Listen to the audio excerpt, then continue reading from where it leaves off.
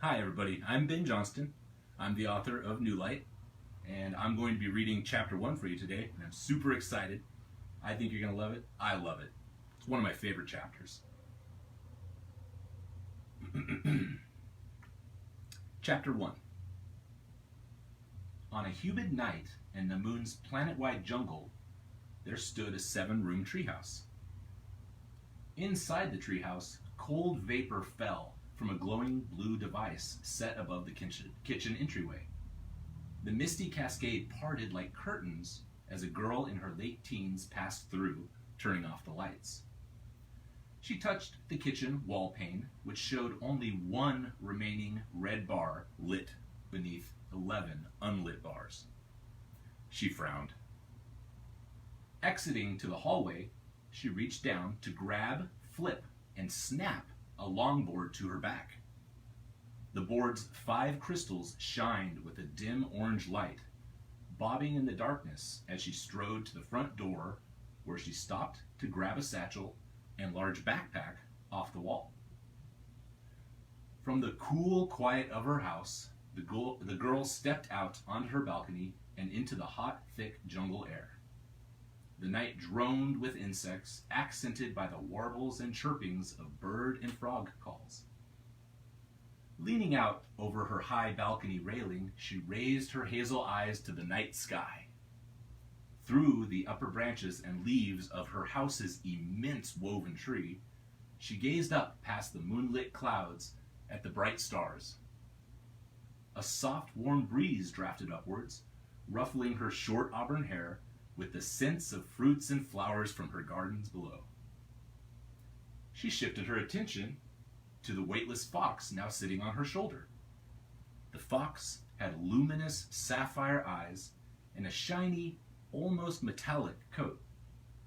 Smiling, she reached into her pocket and withdrew a small square of puffed rice frosted on top with 2 layers, one tan and the other brown.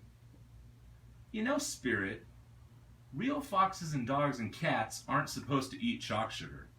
Only light foxes. She bent the square down the middle, pulled it in half, and tossed it into the air.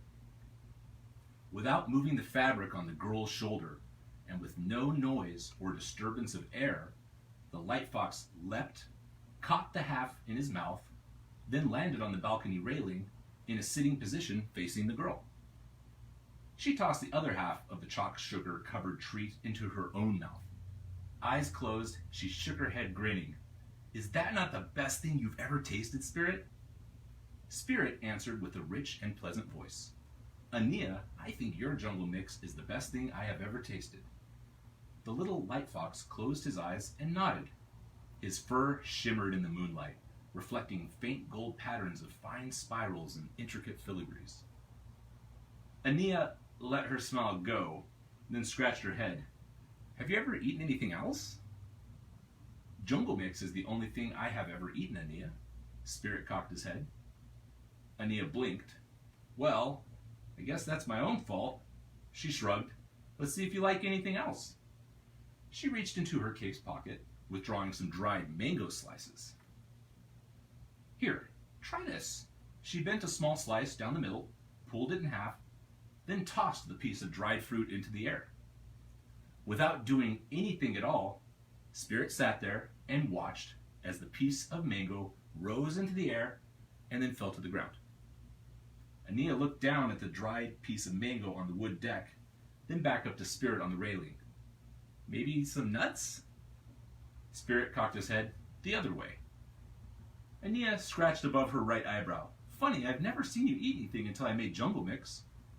With no apparent exertion, Anniya leapt up onto the railing to land on her toes, balanced next to the fox. I'll bet it's the chalk sugar.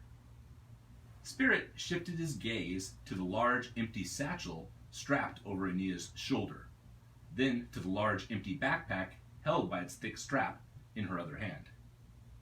He tilted his head slightly, looking at her with narrowed, glowing eyes. Extending her arm holding the empty backpack, she sighed. Yes, Spirit, we're going to go shopping. She opened her hand, letting go of the backpack's large strap. The bag fell away from her balcony, vanishing into the darkness below. A silent moment later, it sent back a soft crumph. The house power is almost out, and we're out of chalk sugar. Sliding off her shoulder and down her arm, her large satchel vanished into the darkness to join the backpack far below. Spirit continued to look at her with his sapphire eyes, though his eyelids has changed from narrowed to drooping. Folding her arms, Anniya pursed her mouth and looked away. I don't have to justify myself to you, Spirit. I'm a living creature. I need food. I need air conditioning in this flecking jungle. I need things to survive, you know? The shiny fox turned his lighted eyes downward over the railing at the darkness below. I know that you have plenty of food in your gardens, Anniya. Balancing with ease on the railing, Anniya bent down and patted the little fox. Mr. Fox, she smiled, I can't grow batteries or chalk sugar in my garden. Spirit blinked, then turned his head to look up at her. She continued, there are just some things that I can't make, so I have to get them from... She paused. You know, places. Spirit was giving her that look again. Anniya gave a quick sniff, then stood. Anyway, I don't have to justify myself, so stop giving me a guilt trip every time the house needs batteries. A smile crept up the side of her mouth. If it makes you feel any better, we won't be shopping in town this time. Spirit's ears perked up. Anniya continued, and we aren't just going to pick up some 1-month clunker batteries this time. Her smile widened. We're going to pick up some high-power, long-lasting year-light cells. Spirit's eyelids drooped again, this time pulling his ears down with them. Anniya's smile fell as well. That's enough power for a decade. She held her hands at shoulder height, palms up. What's wrong with that, Mr. Light Fox? One of the shiny fox's eyes opened wide. Anniya, your light cells are military grade. Military grade batteries come from military bases. He leaned his head sideways towards Anniya. Anniya inhaled sharply, her nostrils flaring. Yes, that's true.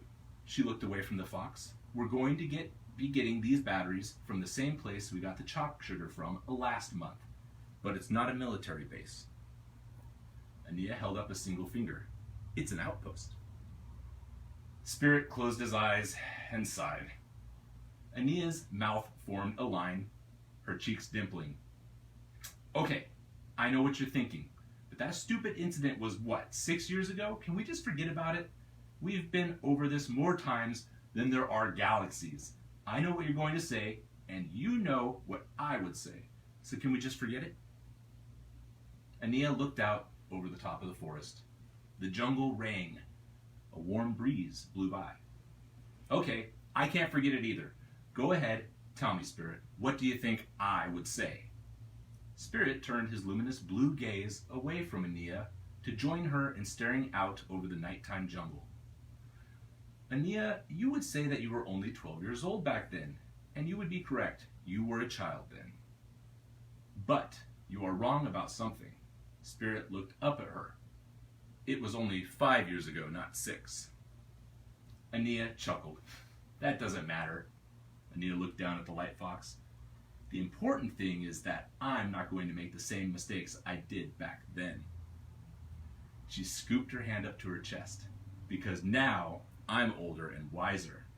She raised her eyebrows. Now I know what I'm doing. Without looking, she stepped off her high balcony railing. Feet first, Anniya dropped through the night air. As the dark ground rushed up to meet her, at the moment of impact, there was a brilliant lemon yellow flash. Frozen, still, above a patch of clovers, stood Anniya like a dancer at the end of a leap. Head looking down, arms raised, feet pointed, the air currents of her long fall suddenly gusted past her, flapping her cape and rolling out over the grassy ground. As the glow beneath her toes faded, her arms came to rest at her sides, and she dropped a gentle inch, softly crushing the clovers. All around the garden, lights on poles glowed to life, pulsing and cycling slowly through soft pastels. Still high above, standing on the treehouse railing, Spirit looked down, closed his eyes, and shook his head. The lamps up on the balcony around him began to fade, and as the last lights on the treehouse behind him went dark, Spirit too stepped off the balcony railing, falling into the soft light of the garden lamps below. He landed noiselessly and weightlessly, without disturbing a single blade of grass, next to Anniya. Anniya reached over her shoulder, unlatched the board from her back, and swung it around, letting it drop flat to the ground. It hovered, its crystals casting shifting patterns of pale, fiery light onto the grass. She leaned down and picked up her large backpack, starting to put it on. "What would you suggest I do then, O wise oracle?" Spirit made a very small sigh. "What I would suggest you not do is try to steal from a military base." Anniya snapped the backpack's chest straps. "Outpost, Spirit, it's an outpost." She reached down to pick up the satchel, the large hood of her black cape falling over her head as she did so. Standing, she swung the satchel strap over her shoulder, then, reaching up with both hands, she threw back her hood and began waving air at her sweating face. "Spirit, when have I ever listened to your advice?" The little lightfox looked from Anniya to some point over her left shoulder, then lowered his shiny head.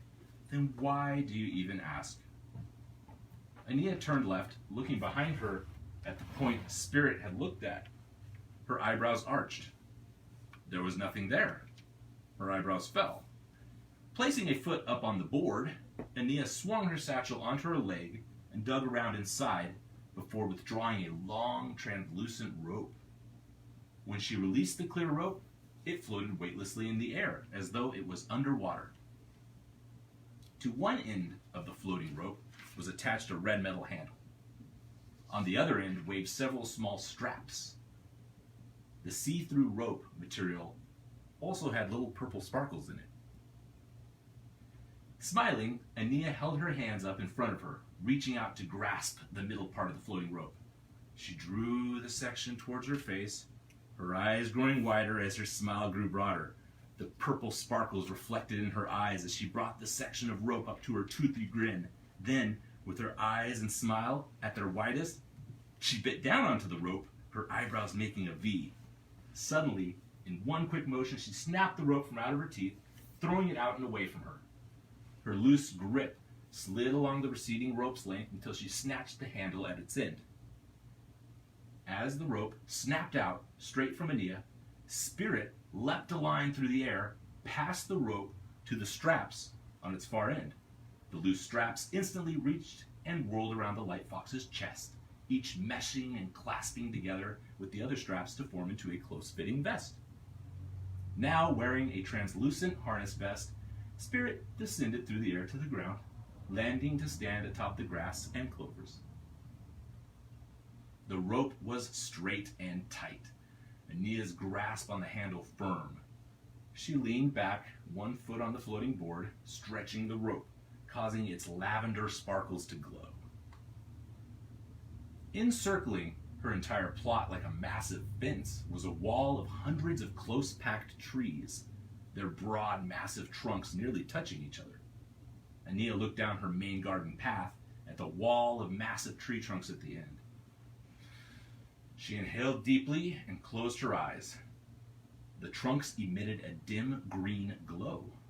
Then, like enormous drapes being drawn open, the big tree trunks bent apart to form a narrow tunnel.